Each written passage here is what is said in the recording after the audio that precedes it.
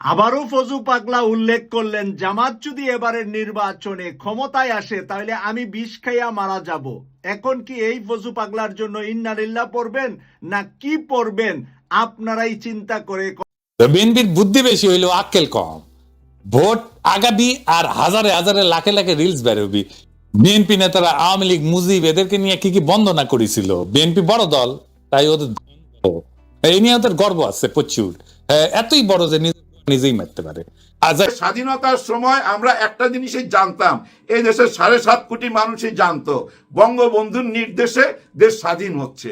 এইটাই ছিল সত্যি, এবং এইটাও সত্যি বঙ্গবন্ধুর হয়ে শহীদ প্রেসিডেন্ট ঘোষণা দিছে চিটাগাং থেকে, কালুরঘাট ব্রিজের ওইখান থেকে ঘোষণা দিছে, এটাও সত্যি। কিন্তু আসসালামু আলাইকুম, এবিসি টাইম নিউজে আপনাকে স্বাগতম।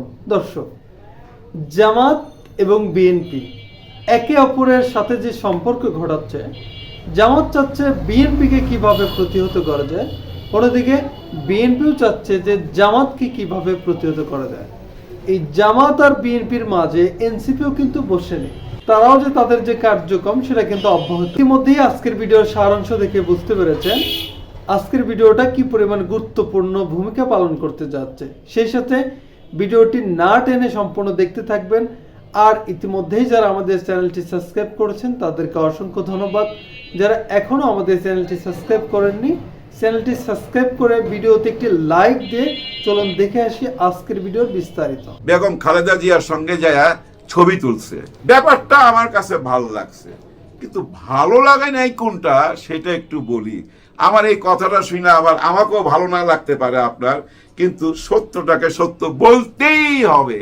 ডক্টর মোহাম্মদ ইউনূস স্যার সশস্ত্র বাহিনীর ওইখানে একটা বক্তব্য রাখছে। ওনার এই বক্তব্যের মধ্যে অনেক কথাই উঠে আসছে, এর মধ্যে স্বাধীনতার কথাও উঠে আসছে, এবং স্বাধীনতার ঘোষককে শহীদ জিয়াউর রহমানের নামও উঠে আসছে স্বাধীনতার ঘোষক হিসাবে।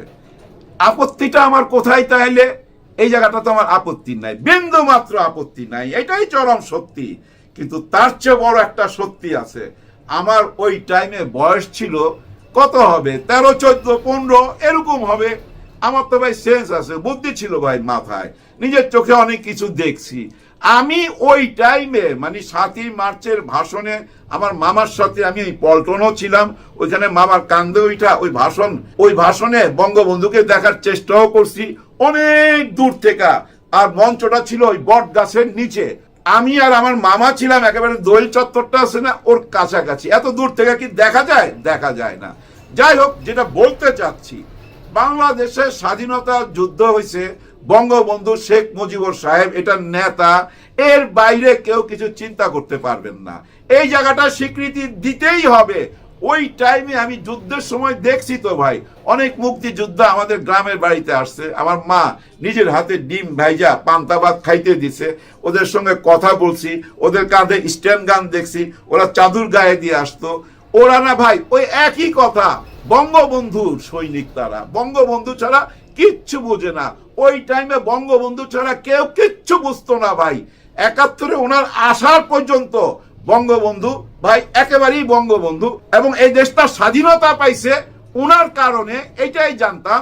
তারপরে জানছি ওনার হইয়া ঘোষণা দিছে শহীদ প্রেসিডেন্ট জিয়াউর রহমান। এই যে দুইটা সত্যি, এই দুইটা সত্যি কিন্তু সশস্ত্র বাহিনীর অনুষ্ঠানে বলা হয়নি, এখানে প্রকাশ পায় নাই। কেন প্রকাশ পাইল না? যদি প্রকাশই না করতেন তাহলে ঘোষণা কে দিল সেটাও চেপে যেতেন, তাহলে বলতাম যে না ঠিক আছে। এখন একজনের নাম বললেন, আরেকজনের নাম বললেন না, এটা তো হইল না। এটা আমার ব্যক্তিগত কথা, আমার সাথে আপনারা অনেকে একমত না হইতে পারেন, কারণ আপনারা অনেকে স্বাধীনতা দেখেন নাই। আমি স্বাধীনতা দেখছি বলেই বলতেছিলাম যে স্বাধীনতার সময় আমরা একটা জিনিসই জানতাম, এই দেশের 7.5 কোটি মানুষই জানতো বঙ্গবন্ধুর নির্দেশে দেশ স্বাধীন হচ্ছে। এইটাই ছিল সত্যি, এবং এইটাও সত্যি বঙ্গবন্ধুর হয়ে শহীদ প্রেসিডেন্ট ঘোষণা দিছে চিটাগাং থেকে, কালুরঘাট ব্রিজের ওইখান থেকে ঘোষণা দিছে, এটাও সত্যি। কিন্তু একটা সত্যি বলুম আরেকটা সত্যি বলুম না, তাইলে তো হইল না। এটা আমার ভিতরে একটা প্রশ্ন, যার জন্য আপনাদের সঙ্গে শেয়ার করলাম। মনের কথা তো শেয়ার করতে হবে, মনের মধ্যে পাথর চাপা দিয়ে রাখলে তো হবে না, ওপেন কইরা দিতে হবে। যেমন গতকালকে পাথরের মধ্যে ফুল ফুটাই দিছে ডক্টর ইউনূস স্যার। হ্যাঁ, আমরা জানতাম না, সেনাপ্রধানের একটা কথা ওনার মুখে শুনি নাই, বাহির থেকে শুনছি, উনি বুকে পাথর চাপা দিয়া ডক্টর মোহাম্মদ ইউনূস স্যারকে মেনে নিছেন। কিন্তু গতকালকে ওনার বুকের মধ্যে একটা পদক পরাইয়া দিল এবং ওনাদের হাসাহাসি দেখা মনে হইল পাথরের মধ্যে ফুল ফুটছে ভাই, পাথরের মধ্যে ফুল ফুটছে। এটা একটা সুবাতাস আমি মনে করি। ভিন্ন চোখে, তেরা চোখে দেখার কিচ্ছু নাই। অনেক আগে থেকেই তো বলে আসতেছি ডক্টর মোহাম্মদ ইউনূস স্যারের সাথে কেউ গেম খেলবে না ভাই। হ্যাঁ ভাই, কারো যদি মাথার মধ্যে কুচিন্তাও থাকে সেটাও ঝাইরা ফালাই দিবে। উনি ভাই যেন তেন মানুষ না তো। গত 15 মাসে দেখেন নাই কত রকম অভ্যুত্থান করার চেষ্টা করলো। হ্যাঁ ভাই, পুলিশ লীগ, রিক্সা লীগ, আনসার লীগ, কত রকম লীগ নামলো না, একটার পর একটা ঘটনা ঘটলো না, কিন্তু কেউ কি সরাইতে পারছে? সরাইতে পারে নাই। ঠিকই দেখেন ওই ক্যান্টনমেন্ট থেকে 15 জনকে আইনা বিচারের কাঠগড়ায় দাঁড় করে আই দিছে। ঠিকই দেখেন শেখ হাসিনার ফাঁসির রায়ও চলে আসছে। এগুলা কি আমরা 2 মাস আগে চিন্তা করতে পারছি? না, চিন্তা করতে পারি নাই। যা যা আমরা চিন্তা করতে পারি নাই তা কইরা দেখাই দিল ডক্টর ইউনূস স্যার। এর মধ্যে আরেকটা জিনিস দেখাইবার চেষ্টা করতেছে, জানি না এটা কতদূর যাবে, কিন্তু এটা নিয়ে বহু আলোচনা হইতেছে ভাই। সেটা কি জানেন? আমাদের বন্দর উনি দিতে চাচ্ছে বিদেশি একটি কোম্পানিকে। কেন দিতে চাইতেছে এটা সবচেয়ে বেশি বুঝতে পারবে কারা জানেন? চিটাগাঙ্গে ওই বন্দরের আশেপাশের এলাকার মানুষ, ওরাই ভালো বলতে পারবে।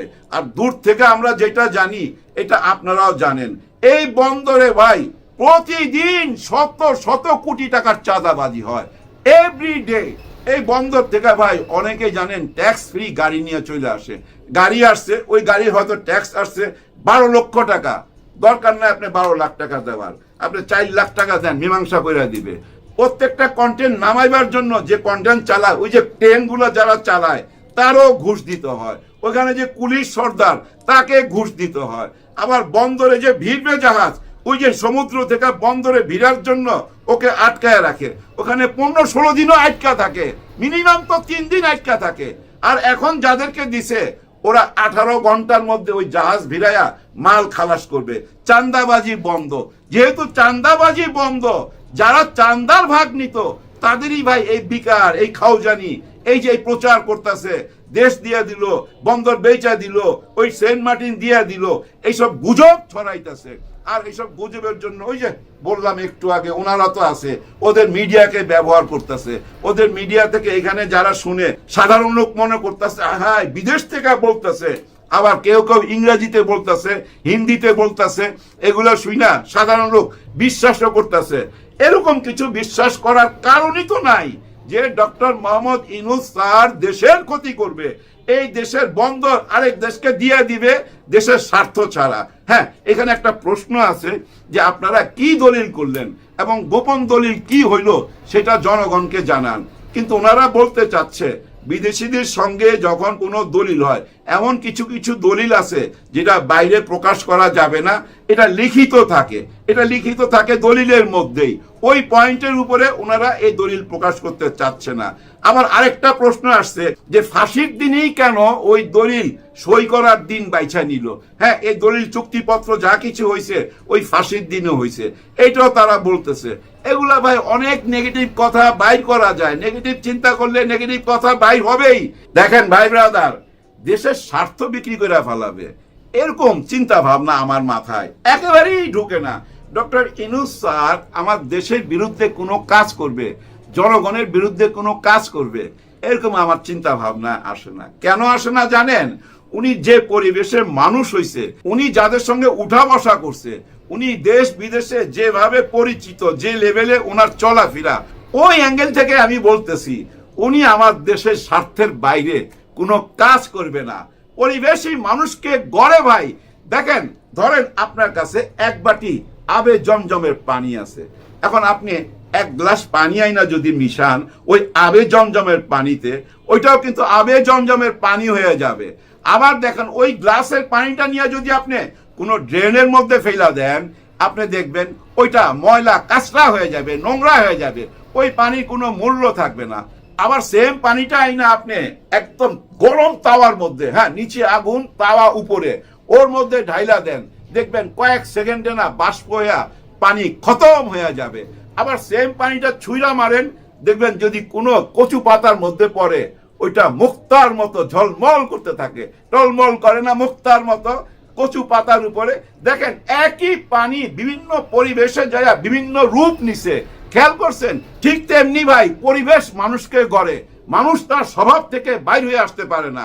যে পরিবেশে থাকে ওই স্বভাবটাই তার ভিতরে চলে আসে, আর ওই স্বভাব থেকে মানুষ কোনোদিনই বাইর হয়ে আসতে পারে না।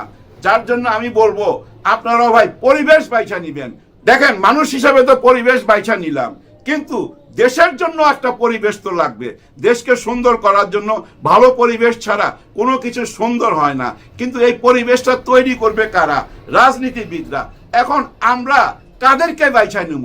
খারাপ দল আর ভালো দল, এটা তো বাছাই করতে হবে। ভালোটা বাছাই করে নিলে দেশের পরিবেশ ভালো হয়ে যাবে, দেশ সুন্দর হয়ে যাবে। নিজের চিন্তা ভাবনা কইরা ভোট দিবার আগে, হ্যাঁ ভোট দিবার আগে খুব গভীরভাবে চিন্তা করবেন কার হাতে আমরা নিরাপদ, কে আমাদের দেশটাকে ভালো করতে পারবে, আমাদের দেশে সেই পরিবেশ ফিরাই দিতে পারবে যে পরিবেশে আমরা একটা সোনার বাংলাদেশ গড়তে পারবো। তাই না ভাই? আসেন সবার জন্য সবাই দোয়া করি। আর যাদের মধ্যে বুড়া চিন্তা আছে, খারাপ চিন্তা আছে, ষড়যন্ত্র আছে, আল্লাহর তরফ থেকে তাদের উপরে গজব পড়ুক, এইটাই কামনা করি। সবার জন্য সবাই দোয়া করবেন। আল্লাহ হাফেজ।